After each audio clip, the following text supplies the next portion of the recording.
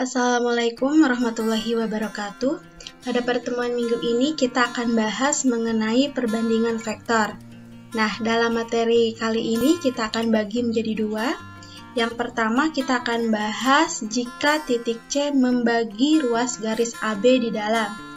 Nah, misalkan kita memiliki ruas garis AB, kemudian ada titik C di mana titik C tersebut membagi AB di dalam ruas garis tersebut. Misalkan kita ambil C-nya di sebelah sini. Jadi titik C di sini membagi ruas garis AB di dalam.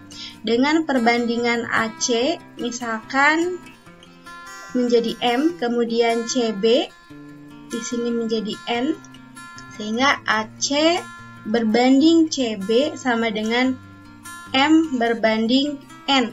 Nah, maka untuk menentukan koordinat dari titik C-nya sendiri, koordinat C atau vektor C sama dengan tinggal kalian kali silangkan saja. Jadi N dikalikan dengan vektor A, kemudian ditambah M dikalikan dengan vektor B, kemudian dibagi penjumlahan dari nilai perbandingan tadi, yaitu N ditambah M. Nah, ini untuk menentukan koordinat titik C atau vektor C yang berada di dalam ruas garis AB.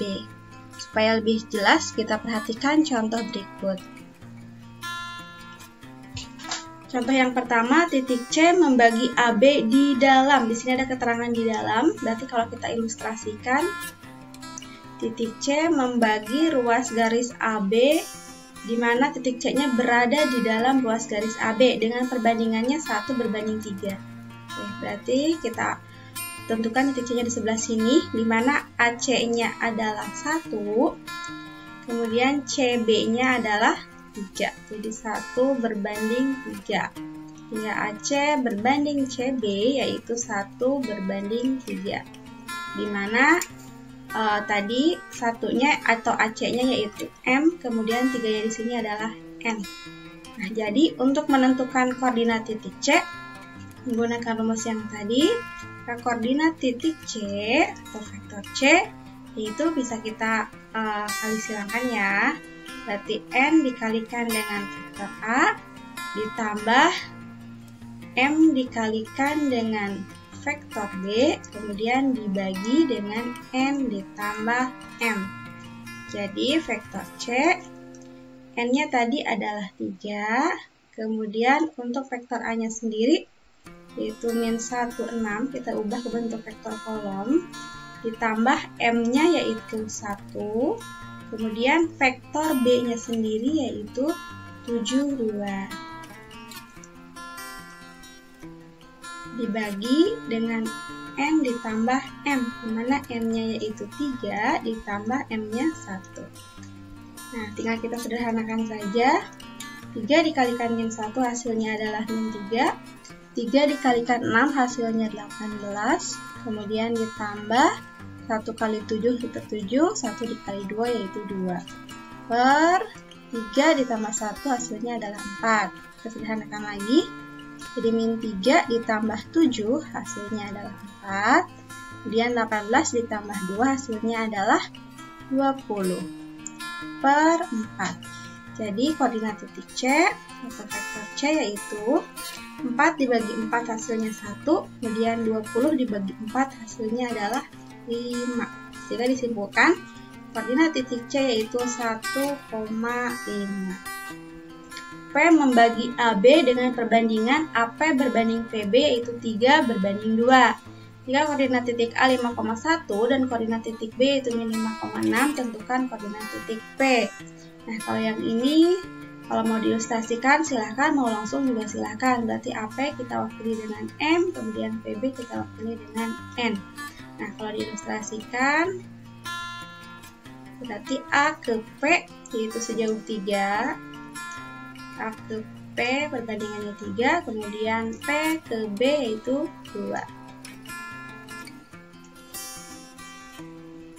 Dan ini M, dan yang ini adalah N.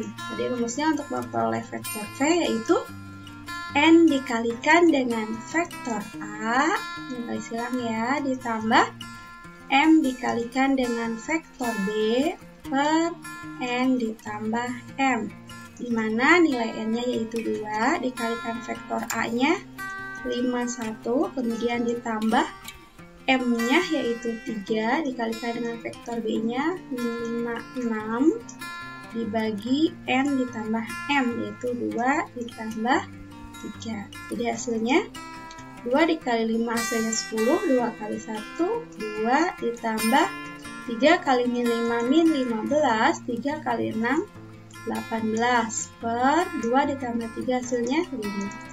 Kalau kita sederhanakan 10 plus min jadi min, 10 kurang 15 yaitu min 5, kemudian 2 ditambah 18 yaitu 20 per 5. Sehingga vektor P yaitu min 5 dibagi 5 hasilnya min 1, 20 dibagi 5 hasilnya 4. Jadi koordinat titik P yaitu min 1,4. Selanjutnya kita akan membahas bagaimana menentukan koordinat titik C jika titik C-nya sendiri membagi AB di luar. Sebelumnya kita menentukan koordinat titik C jika titik C-nya berada di dalam luas garis AB. Sekarang bagaimana kalau titik C-nya berada di luar garis AB? Misalkan di sini. Di mana perbandingan antara AC dengan CB-nya. Oke, AC-nya misalkan sejauh M. Kemudian di sini BC-nya sejauh N, misalkan ya. Nah, maka AC berbanding CB, di mana A ke C-nya sendiri arahnya ke kanan, itu sejauh M berbanding CB. Kalau BC-nya N, maka CB-nya karena dia berbeda arah, maka hasilnya adalah min N. Nah, maka untuk menentukan koordinat titik C-nya hampir sama seperti yang tadi. Berarti karena di sini N-nya min N, tinggal min N dikalikan dengan vektor A, kemudian ditambah dengan M, dikalikan dengan vektor B, kemudian dibagi dengan min N ditambah M. Oke, supaya lebih jelasnya kita lihat contoh berikut. Supaya lebih jelasnya, perhatikan contoh berikut. Titik R membagi PQ di luar dengan perbandingan 2 berbanding 3. Artinya, jarak P ke R itu sejauh 2, kemudian jarak Q ke R itu sejauh 3. Oke, maka kita ilustrasikan. Sini ada garis PQ, kemudian R-nya berada di luar garis. Nah, tapi jarak P ke R jauh lebih dekat daripada Q ke R. Nah, jadi kira-kira R-nya berada di sebelah sini. Karena P ke R tadi sejauh 2, kemudian R ke Q di sini sejauh 3.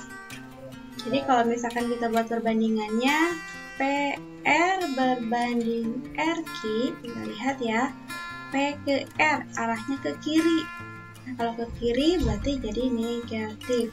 Kemudian RQ, R ke Q arahnya ke kanan, berarti negatif 2 berbanding 3. Nah, kalau misalkan ini kita jadikan M, ini kita jadikan N.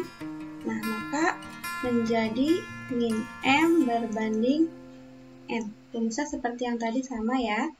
Jadi koordinat titik R atau vektor R sama dengan berarti N dikalikan dengan P, vektor P, kemudian berhubung M-nya negatif, berarti min M dikalikan vektor Q per N ditambah min M. Oke, kita lihat nilai N-nya yaitu 3. 3 dikalikan dengan P yaitu min 84, kemudian dikurangi M-nya tadi langsung min M ya, yaitu 2, M-nya 2. Dikalikan dengan vektor Q-nya yaitu 57. Kemudian N-nya 3 plus min 2.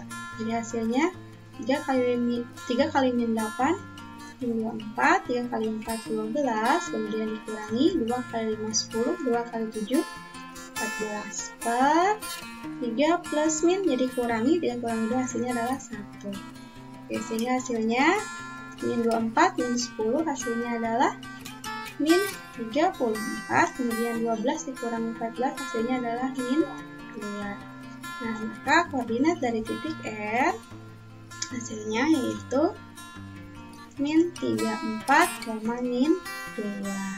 Soal berikutnya, titik C segaris dengan AB dengan perbandingan AC berbanding CB yaitu min 6 berbanding 7. Jika koordinat titik A adalah 2, min 6 dan koordinat titik B adalah 7,4, tentukan koordinat titik C. Kalau kita ilustrasikan A ke C di sini negatif 6, titik A berarti ke arah kiri, ke C yaitu sejauh negatif 6 ke arah kiri, kita tulis 6 saja. Kemudian C ke B, tapi dia positif, berarti arahnya ke arah kanan. C ke B sejauh 7. Nah, sehingga tadi kalau misalkan ini jadi M dan ini jadi N, tadi AC berbanding CB yaitu min 6 berbanding 7. Berarti min M berbanding M. Maka untuk menentukan koordinat titik C